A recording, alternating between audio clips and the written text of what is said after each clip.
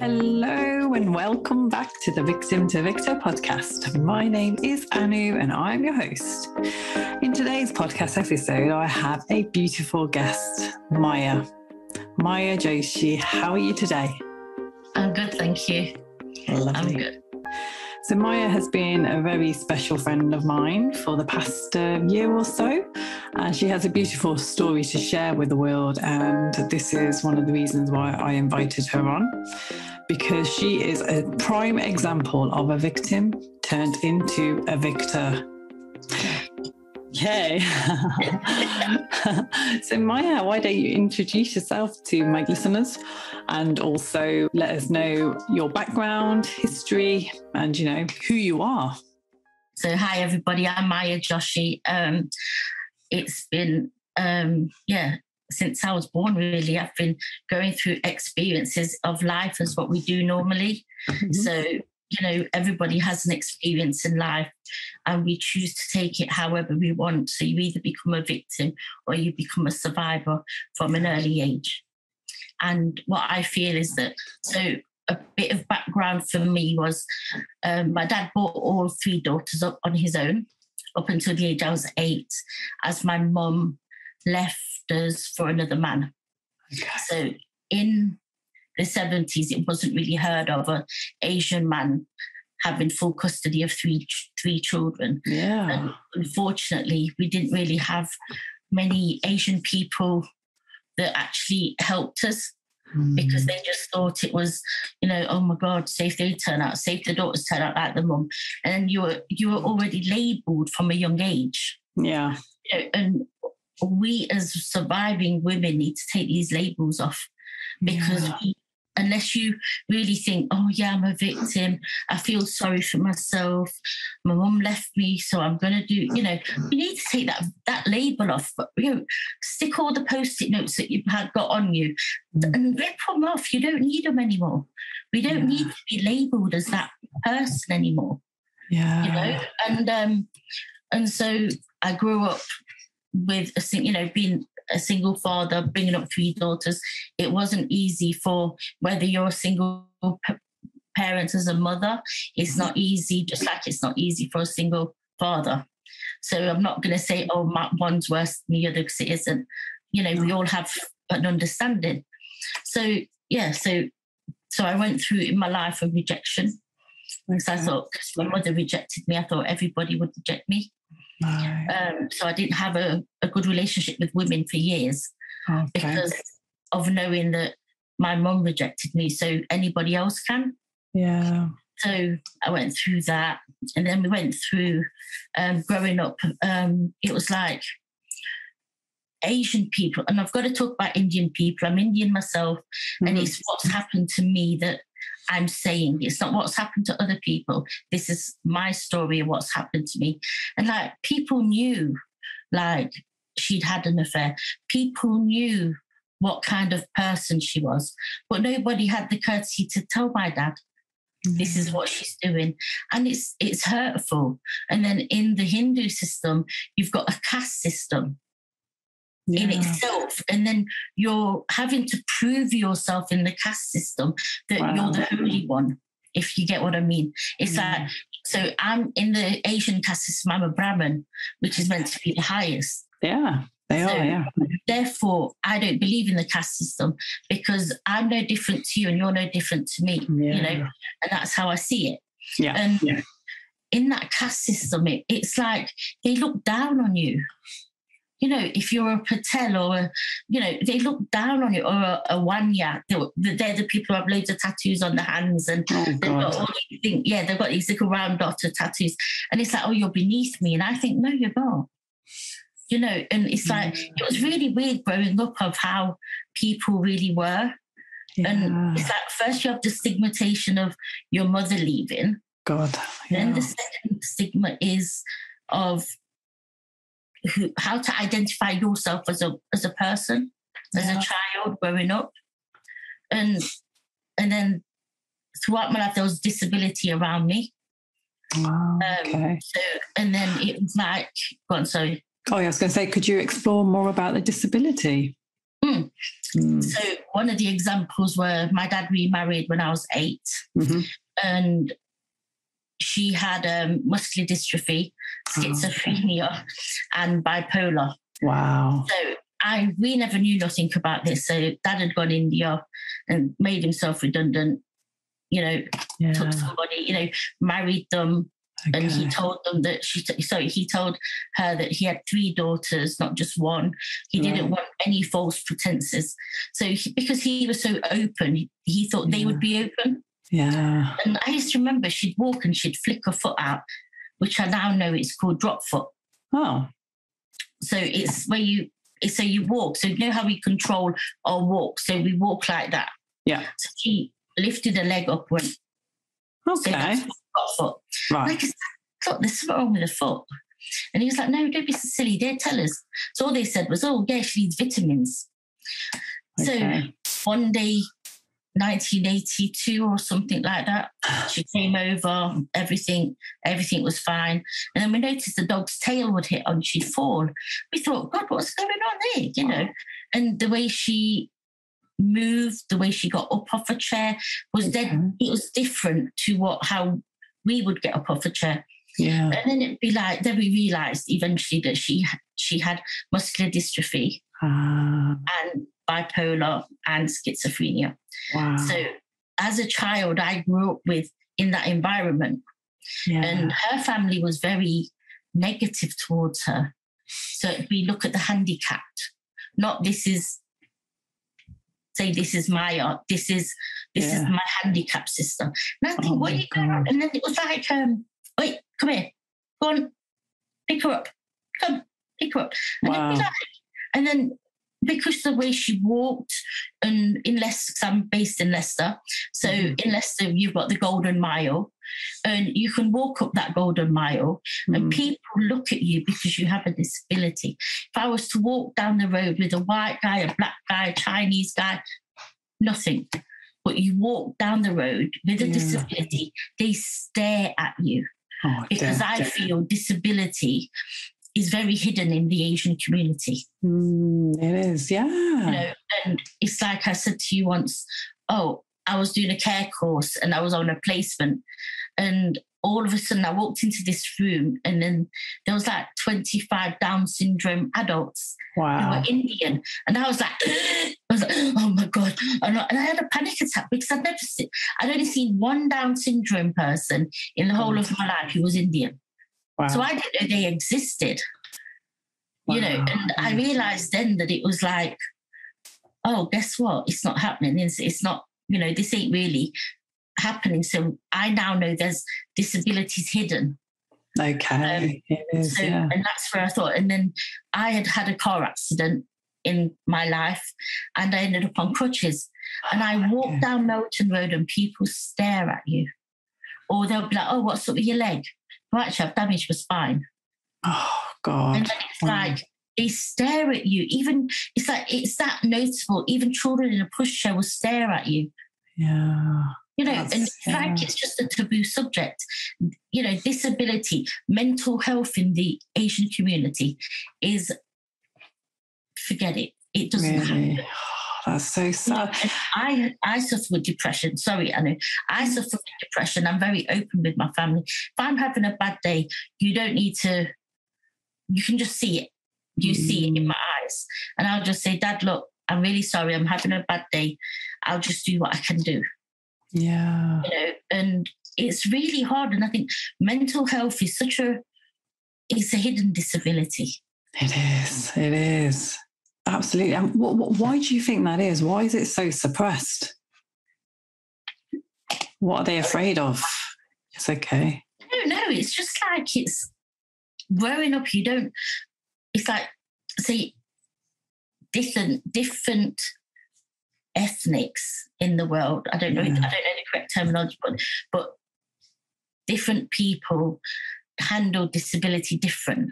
Yeah. So it's like you're an embarrassment. Shame. That's what I felt, and it is like shame upon my family. Yeah, it is. You must have done something so bad in your past life.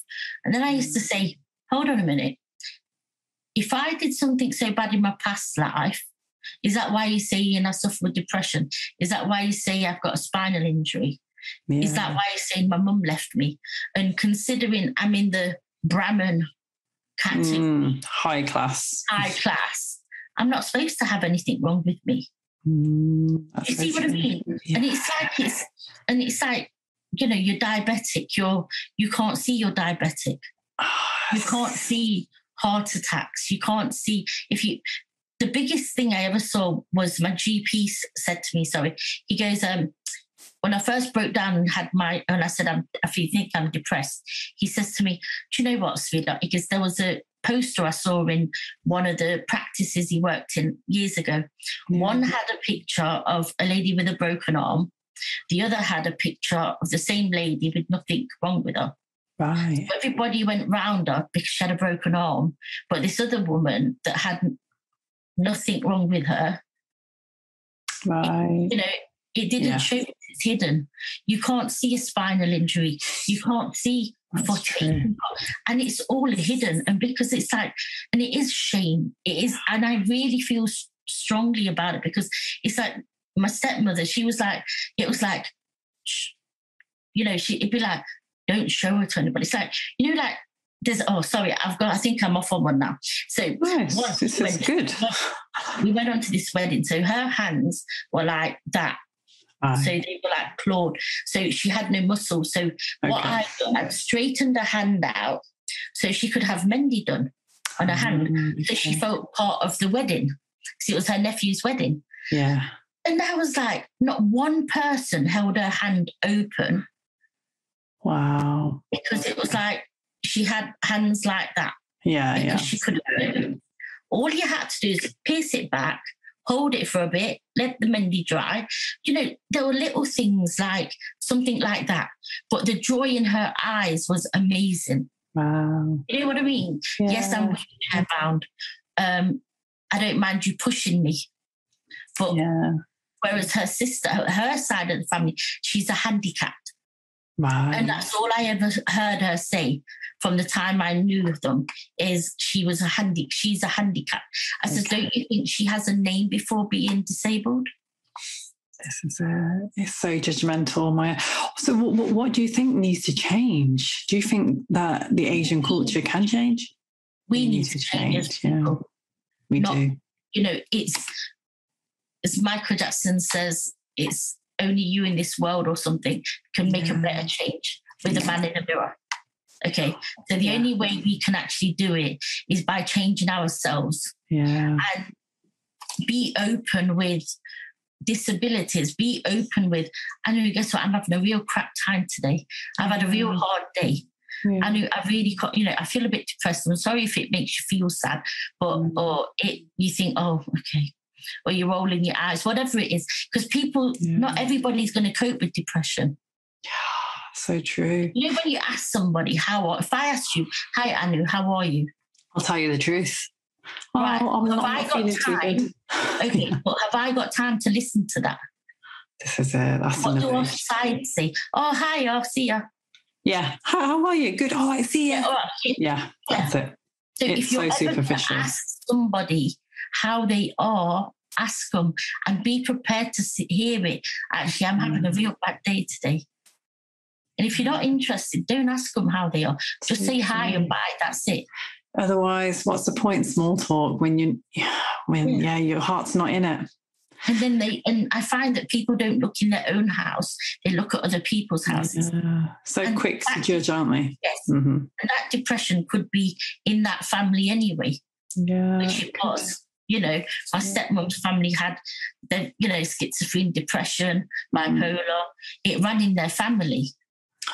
So to have that hidden is so wrong. It is.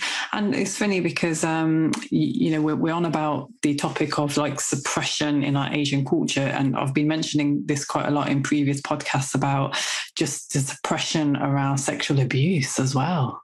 Yes. Within their own households. Yeah.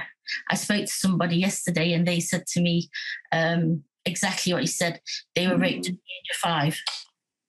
And the family knew, but they never did anything.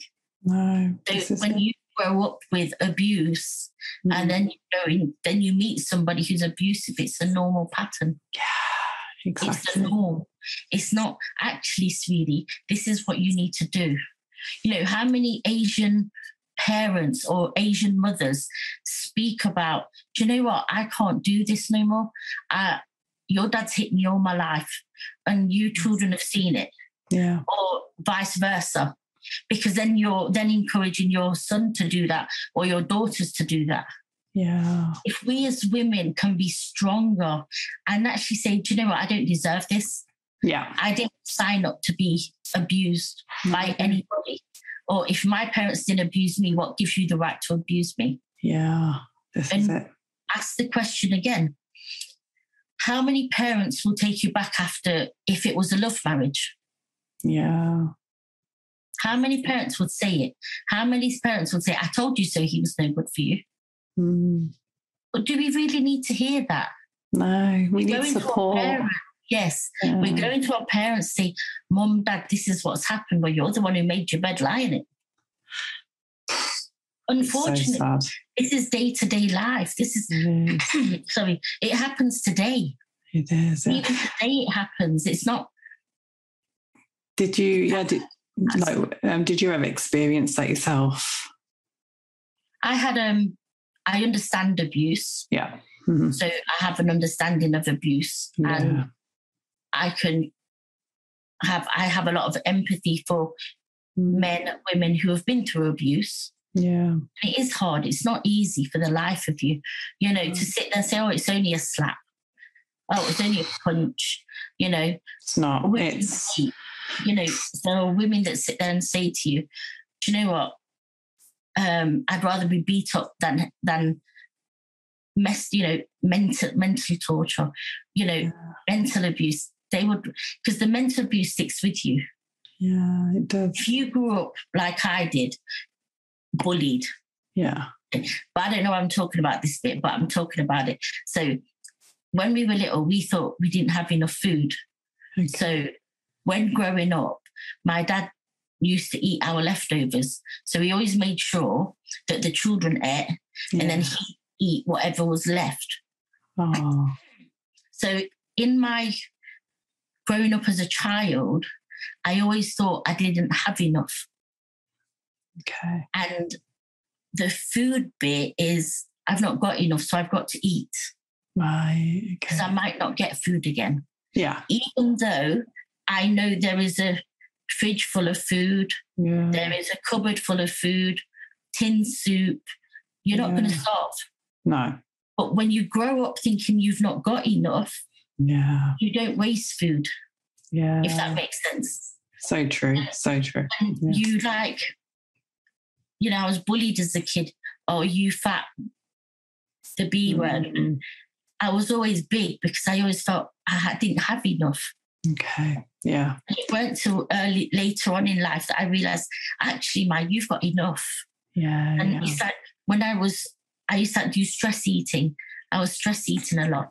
And I'd stress eat. And it was like, I think the worst time I ever had was I could taste my food right up to my throat.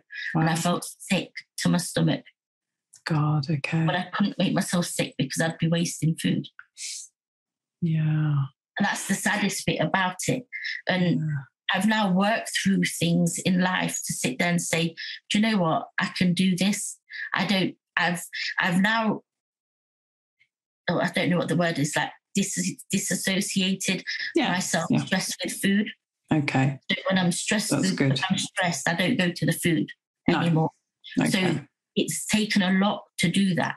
Yeah. Yeah. And to understand that I have enough. And some people who are listening to this may not understand that. And there might be some listeners that do understand that.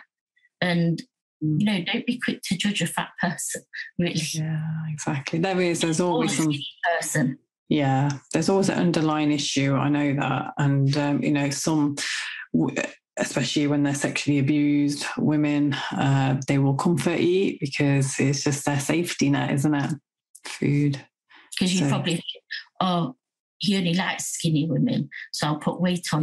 Yeah, exactly. That's the logic of it. So he won't want me. Yeah. You know, go to somebody else, but not me. Yeah. And you try and change yourself, you change yourself mentally, physically. You're always trying to please somebody. And when you go through abuse, the abuse is so hard, Anu, that you've got to remember it's about them. Yeah. It's excuses once again. All of it is excuses. Yeah. Oh, I hit you because I saw my dad hit my mom, but I'm not like him. He threw a punch, but I only slapped you. They minimize it. They minimize their abuse. They minimize their tactics. Yes.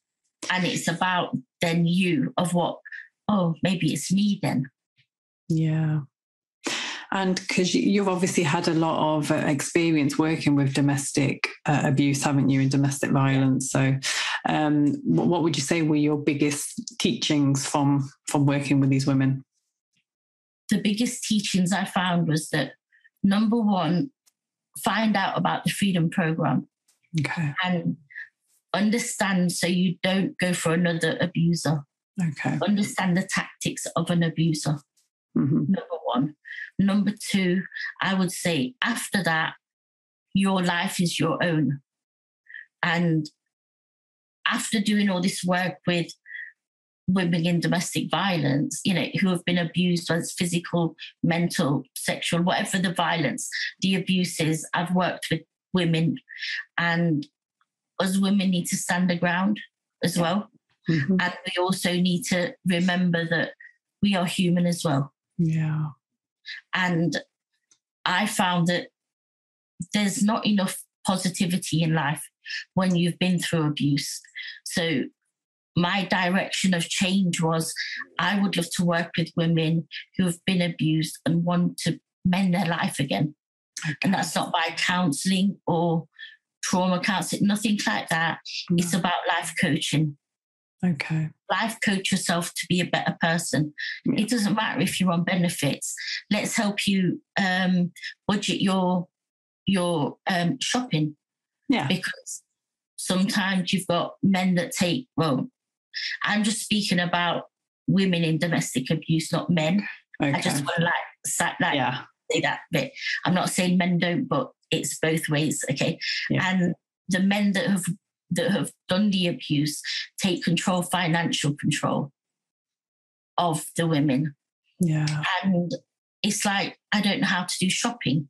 Well, let's learn how to do shopping. Let's learn how to budget. Let her stand on her own 2 feet. Yeah. And it's about, I'll be your capability partner, and I will work through it with you. Yeah. I will show you there is life at the end of that tunnel. Yeah. Are you allowed to give an example? Yeah. Just no names. No. So as an example, a lady went on holiday. She came back off a holiday. This was her first holiday with her brother, parents, never done it before with her children. So she came back home, there was no shopping, what she called no shopping. And she didn't know what to cook the children. Oh, okay. So all I did was break it down once again. Right, let's see what's in your cupboards. Yeah. Let's see what meals you'd like to plan for the next 2 days for you and your children. Mm-hmm.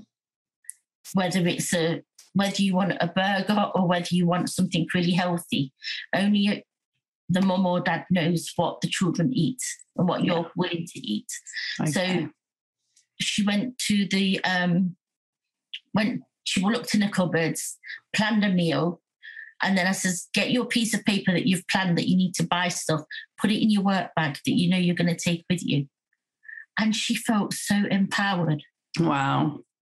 And something so simple means the world to somebody else. Yeah, it does. We could take it for granted. This is it. And this is where, gratitude comes a long way, doesn't it? Definitely. Appreciating where we have, what we have, how far we've come. Yeah. Appreciate what we've got, appreciate what we have, appreciate teaching somebody else. Because I don't know. I sit and say, no, I don't know if I can teach somebody. But then you think, oh my God, you have taught somebody. You have, yeah. You have shown somebody that that somebody was on stress at work with sick, and her problem seemed massive. Okay. It was so big for her, she couldn't handle it. Right. And so what I did was I said, right, let's list all your problems. And then I said, out the 10 of the list, tell me what your priorities are. Give me just 3 priorities of your list. Tell me what the most important 3 priorities are. She did it. Brilliant. Then I broke it down again. Yeah. So it was understandable. Okay. Because it's okay breaking it down, but what do I do after that? Well, let's do it together. Okay. That's very supportive of you. And it sounds simple, but it is simple. We've just got to train our minds. It is simple. It is, yeah. Wow.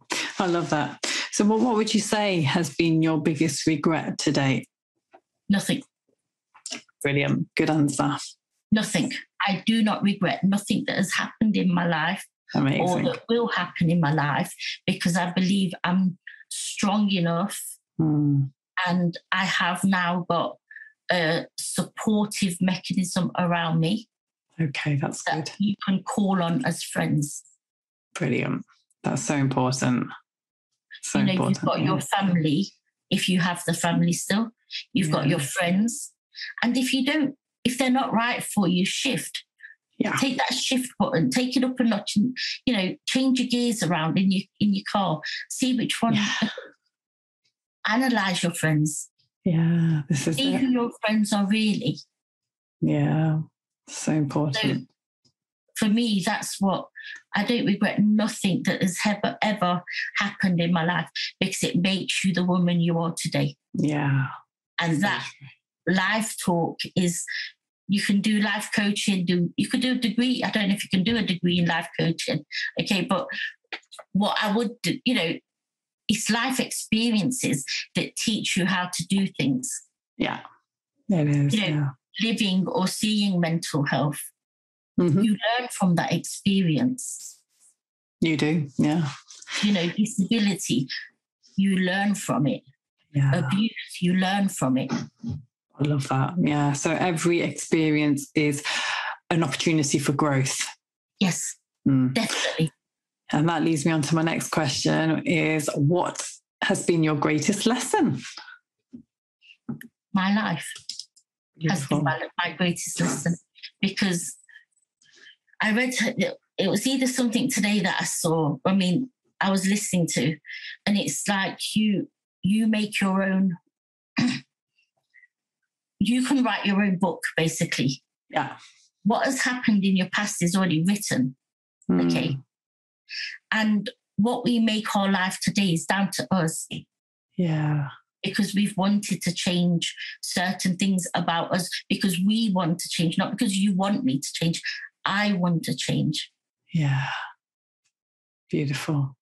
Wow. So we can still write that book and continue writing, write a page of gratitude and today I've actually done my first gratitude is doing a podcast with you. Beautiful. And I've dated it because it's important, because I've never done a gratitude book. So this is my start of my gratitude book. So thank you, Anu, for giving me this platform to say, hey, guess what? I've got my first gratitude of what I've done today. Wow, the pleasure is mine. I love hearing inspirational stories, and every story is unique, and I just feel you've got so much to offer. Yeah. Within the Asian community, within the disability community, mental health community, there's so many people who will benefit from your inspirational message today. And it's been such an honor to have you on. So thank you. Thank you for doing what you do. Oh, no, it's a pleasure. So, we are coming to the end, and I just wanted to ask what your favourite quote is today. My favourite quote is, so I was listening to this guy today, and he said, when you fall over, don't fall on your face, because you can't see how you're going to get back up. But if you fall backwards, you can see how you're going to get back up. And that was a quote that stuck in my head this morning, and it's still stuck there. So it's got to mean something. So we can get back up. We can. Very optimistic approach to life, basically. Let's not lie face down. Let's lie ready to tackle anything that life throws at us, right? Adversities, challenges, come on. Yeah, seriously, yeah. Take it with both hands. Because if you can't pull yourself up with one hand, get the other hand up. You'll pull yourself up.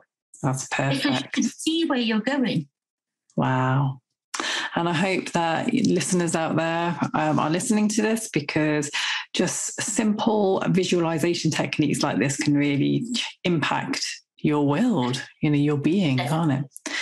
And, we are our thoughts. So if we can keep our thoughts positive and inspirational and just optimistic, then... Do daily affirmations. Yeah, so important. Confident with. Write it on a vision board. Tell yourself, I feel loved today. Yeah. Or go to bed saying, when I wake up in the morning, I'm going to feel loved, not by you, but by me. Yeah. I can learn to love me, because love starts within us, not within somebody else giving you love. So true. Wow. So where can my listeners find you if they want to connect with you? Social media? You can email me on Maya, which is maya.joshi@hotmail.co.uk. Perfect. So if you just email me or inbox Anu, then she can get in touch with me as well. Excellent. But listeners, I hope I've inspired you or made you a food for thought of something that's made you think. And it's never your fault. Just remember that. No, it never is. It's never your fault. Oh, that's lovely. Thank you. So on that note, we will have to end. And I do look forward to seeing you all again on the next episode. And in the meantime, stay empowered. And thank you again, Maya. It's been an honour having you on. Thank you to the listeners, and thank you, Anu. And while this episode comes to an end, you may want to check out my book, Victim to Victor, now available on audio, and where I have shared my journey of evolving through self-help and a determination to cast off my damaging past. My goal is to reach out to fellow survivors of abuse and provide hope and motivation in their lives. I hope that I can help victors transform their lives and achieve amelioration in the process of discovering their true self. I also have a 12-week self-development plan, which is absolutely free, and it aims to guide you on your journey to recovery. You can find the link in the description below. Please like this podcast and tag or share it with somebody whom you know is going through a similar situation and may need help. I will be back with another podcast soon. Until then, take care and stay empowered.